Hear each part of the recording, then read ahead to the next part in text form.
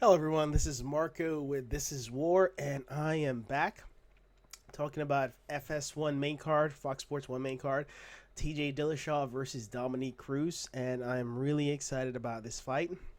This is a really big fight within the bantamweight division, and if you look at the division right now, there's not really many people left for really TJ Dillashaw to fight. So Dominique Cruz is definitely the next viable challenge. And for the most part, this is almost a mirror match in terms of style. And so, let's go through each fighter and kind of see where their strengths and weaknesses are. TJ Dillashaw, currently 13 and 2. He has like a 46% knockout ratio, 23% submission ratio, about 31% decision. That's based on his fight stat. And he has a slightly less reach advantage, but for the most part, I think he has more weapon to either knock you out or submit you than Dominique Cruz. Dominique Cruz is good, but I don't think he has as much power in his hand as TJ Dillashaw. So for the most part, I think TJ Dillashaw has a slight edge in terms of power and submission capabilities. However, in terms of strategics and presence within the ring, I think Dominique Cruz might be a little bit better in terms of movement. Not a lot, just slightly better. And I think it's going to really come down to how this fight plays out. If both fighters stand up, it's going to be a mirror match, and it's whoever has the better striking, which right now it's really hard to tell who has the clear edge, because even though TJ Dillashaw might have better knockout capabilities, he has a slightly less reach advantage. So we'll see how that plays out. Of course, TJ Dillashaw has some really big wins under his belt, particularly, of course, beating Browne for the title in such a dominant fashion, and then, of course, beating him again in the second time in a more dominant fashion. So he's riding a really successful win streak right now, and just the way he's been performing his last three fights end all by knockout. And those are his two biggest win, of course, today. I will add that one win also is really good and really have to pay special attention to. It's the Mike Easton win for TJ Dillashaw. The victory over Mike Easton for TJ Dillashaw is a big victory for the simple fact that he faced somebody who was not only a training partner of Dominique Cruz in his prime, but has a similar movement style to Dominique Cruz. He's not, of course, he's not an exact replica of Dominique Cruz. However, it showed how TJ Dillashaw faced somebody who had good movement. That fight did end up in a decision, which is most likely how this fight, I imagine, would end, unless somebody gets caught. That they only have 4-ounce gloves, so UFC, anything happen. You get hit in the right time or right place, you could go down, and they're pretty quick to stop the fight if you're not able to defend yourself. So it really depends on if you're able to avoid any serious damage or avoid getting put in a situation where the referee would stop the fight quicker than normal. With those are the two big victories that TJ Dillashaw has over Cruz. Two big victory he has in his I guess you say his victory palette, or what do you want to call it? So with that, I would say he has those two big victories, Browne and Easton. And then if you look at his big loss was against John Dodson. Now this is an interesting loss. I think the stoppage was a bit early in a John Dodson fight. If you go back and see it, I felt like it was, because for the most part, TJ Dillashaw looked like he still had his faculties and his wits about him. However, you look at the fight, and if you think so, let me know. But for me, I would say I think Herb Dean is known to have some controversial stoppage, so it just really depends on your opinion on that. So I believe it was Herb Dean that was the referee now, but I have to go back and double check that in a bit. And with his loss over Don Johnson, that does create an interesting dilemma, because John Dodson lost to Demetrius Johnson twice, and Demetrius Johnson lost to Dominique Cruz. So by that, I guess, math, you could say there is some possibility that Dominique Cruz might have a slight advantage over TJ Dillashaw again, but this was years ago, so we don't know what Dominique Cruz what he's capable of now, because we haven't seen a lot of him in the last 3 or 4 years. He only had one fight since 2011. It's now 2016, so that's that's 5 years and only one fight. Wow, that's a long time. So I think ring rust is going to play a huge factor. If you look at TJ Dillashaw, he's had, how many matches? He had 2 matches in 2014, two in 2015. In 2013, he had 3 matches. In 2012, he had 3 matches. So TJ Dillashaw has a lot more going for him right now. He's been a lot more active. He had roughly about a dozen fights. And losing 4 years of fight time, that does take time. So, I mean, and this is a championship match, 5 rounds. Fatigue could play a factor with Dominique Cruz. So, there's a lot of pros for TJ Dillashaw. He has a lot going for him, a lot of momentum. He's been a lot more active. I think he has more knockout power, and he has a better submission skill. He might not be as strategic, because he's a little bit maybe overconfident, and so the hubris could play a factor in that. Maybe he thinks he's invincible and go in there and make a mistake. We don't know. So right now, in terms of that, he has a better matchup because of everything, all the other factors. Now let's talk about Dominique Cruz and what he has that is working for him. Now, with Dominique Cruz matches, you saw he faced somebody who had a lot of stamina in Demetrius Johnson. And if you've seen that fight, Demetrius Johnson was absolutely the Energizer Bunny. And even with that, Dominique Cruz was able to keep up with him and was able to win by unanimous decision. And if you see that fight, was a very close fight. However, you could tell decidedly that Dominique Cruz won. And for Dominique Cruz to keep up with Demetrius Johnson, that's pretty impressive. And he didn't get tired, he didn't get burnt out, he kept pace. And of course, Demetrius Johnson had better stamina, slightly better stamina. But for the fact that Dominique Cruz was able to keep up, that's good. However, again, that was 4 years ago, 2011. So is he able to keep up with somebody that pace? I mean, we'll see. I mean, he talked a lot of trash. Both of them did in that Fox interview. So, I'm hoping that he backs up. I am personally rooting for Dominique Cruz to win. However, based on what I'm looking at and the stats, he has a very uphill battle. And of course, this has the making of a trilogy. And it, depending on how the first fight goes, because I expect this to be a very strategic fight between them both. They're both very smart fighters. They both have good movement. They both have knockout capabilities. Submissions, I don't think Dominique Cruz has as good a submission as he might. Some people might think he does, but I don't think he does. Only because it's not what he's known for. He's more known for either knocking somebody out or strategically winning a unanimous decision. Which I think if Dominique Cruz game plan is he's probably gonna try to win by decision, because he's not sure if he's gonna want to get in there and try to actively go tag with him. This is 5 rounds. If he's not able to finish him fast, then he's gonna be stuck. He's gonna burn his gas tank in the first, second round, and he still has 3 rounds to go. And as you can see, TJ Dillashaw gets stronger the longer the fight goes. Look at the Browne fight. He just beat him, just murdered him the longer the fight went on.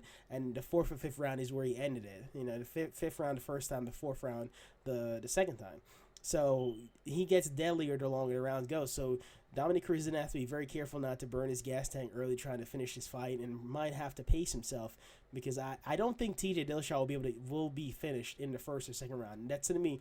I mean, if of course anything can happen, this is MMA. They wear 4-ounce glove, and that's always possible. But just based on what I've seen, I don't see it happening. So it's either going to be, based on what I've seen, I say the advantages go to TJ Dillashaw. He should come out victorious, unless we see a Dominique Cruz that is the Dominique Cruz of old. And then that's when you have a barn burner. You don't know who's going to win. So right now I see so either TJ Dillashaw wins by a finish. I believe if he does win, I believe he's going to finish the fight. However, if he doesn't, and if somehow Dominique Cruz does win, I think it will be more likely by unanimous decision. So let me know your thoughts on that, and who do you think will win versus your opinion versus what is actually out there in statistical wise. So either way, let me know. And continuing the remaining fights on the main card is the next fight after the biggest fight after Dillashaw and Cruz is the Anthony Pettis versus Eddie Alvarez. Now this is actually a pretty interesting fight. For the most part, Anthony Pettis has been in champ for a good little while, not too long, but he lost to RDJ Rafael dos Anjos, I believe I pronounced it correctly. Forgive me if I pronounced it incorrectly. It's Rafael dos Anjos, yes. So I did get it. Good. So for the most part, Anthony Pettis lost to RDJ, is what they call him, because he has a very long name. and he lost in a pretty dominant way. So he's trying to, of course, go back, fight back up to the top to reclaim a title shot. And for the most part, he has a good chance of maybe winning if he improves his skill, compared to what made him lose in the first time. But that's in the future. I digress. So first, he has to get past Eddie Alvarez. Now, if you know these guys and you've seen their fight, I think for the most part, you know that Anthony Pettis has a little, at least an advantage, I believe. Because for one, if you look at their record, Anthony Pettis has a win over Gilbert Melendez and Ben Henderson and Cowboy Cerrone. Those are three people, pretty good people in this division. And for the most part, Eddie Alvarez, he actually lost to Cowboy Cerrone, and he had a split decision win barely over Gilbert I pronounced it correctly, Gilbert Melendez. I can actually get that one. So, yeah, there you go. Gilbert Melendez. Got it. Yes. So he barely got a victory over him, and it hasn't really been too impressive to really show anything that I'll believe that he could win. However, again, this is UFC. You never know. Fighters, their training camps can make the world of difference. So for all I know, Eddie Alvarez could come out here and just absolutely blow through Anthony Pettis and have a breakout year. We don't know that. But I'm going based on historical data from what I've seen. Anthony Pettis hasn't lost a lot, and most of his fight he did lose was by decision. He has not been knocked. He doesn't have a knockout loss or a submission loss. However, Eddie Alvarez, he does have a submission. A couple submission loss actually, if I'm not mistaken. 2 submission loss and 1 knockout loss. So he can be knocked out and he can be submitted. And if you look at Anthony Pettis' resume, he has a 56% knockout ratio and a 28% submission ratio. So if you do the math, that's like a 70% chance he could probably either knock out or submit Eddie Alvarez, depending on if Eddie is able to not get himself in a position to get knocked out or submit.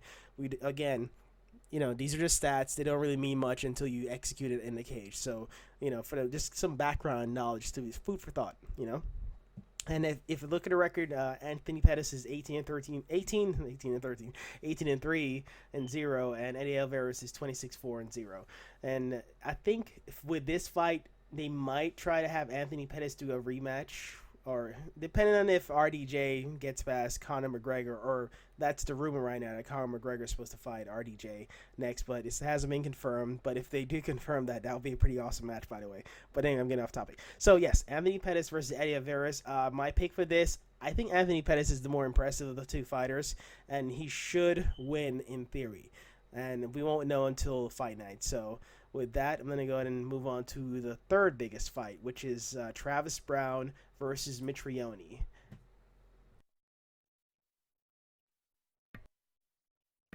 Now, Travis Browne versus Matt Mitrione. This is a pretty interesting fight. They both have potential to win, despite their records. Travis has 17 wins and 3 losses, 1 no contest, versus Mitrione has 9 wins, 4 losses, and 0 no contests. And the reason why I say that they both have a chance to win, because they both have really high knockout ratio. But then again, this is heavyweights. These guys are throwing bombs in 4-ounce gloves, so anybody has a chance to knock anybody out in heavyweight division. And that's why I think the heavyweight division is so exciting, because you never know what will happen. Just one right punch or one heavy punch could turn the fight around. If you saw Travis Browne last fight against Andre Arlovski, that was a pretty awesome fight. I mean, yeah, it wasn't the most technical and most skillful, but those guys fought with some heart and were landing some big shots. And it was just so exciting because he didn't know where is it to go. And at one point, they were so tired and exhausted, they were throwing punches like 2 drunk guys in a bar. But hey, it happens. That's what you love about UFC, is that you never know when you get it, 2 drunk guys in a bar fighting with gloves on. So I think for the most part, Travis should win. And the reason why I'm saying Travis should win is because from what I've seen so far, based on statistic, Travis has fought a better competition. Mitrione, he's susceptible to submissions. Most of his losses have actually been by submissions.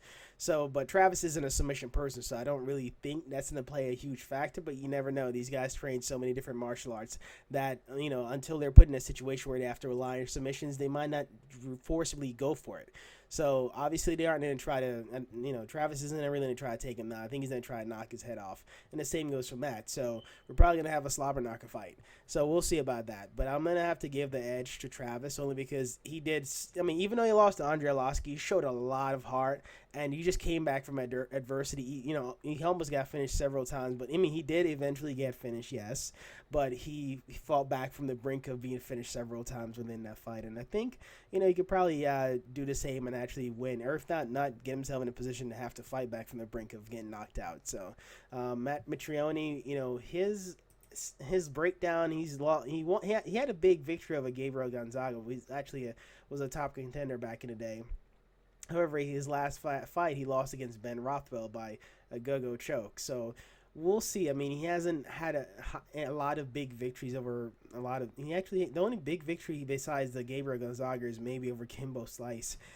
So he seems like he loses to a lot of the more prominent guys. Like he lost to Roy Nelson, he lost to Czech Congo, he lost to Brendan Schraub, and then he lost recently to Ben Rothwell. So it's hit or miss with him. We'll have to see, if he comes with his A game.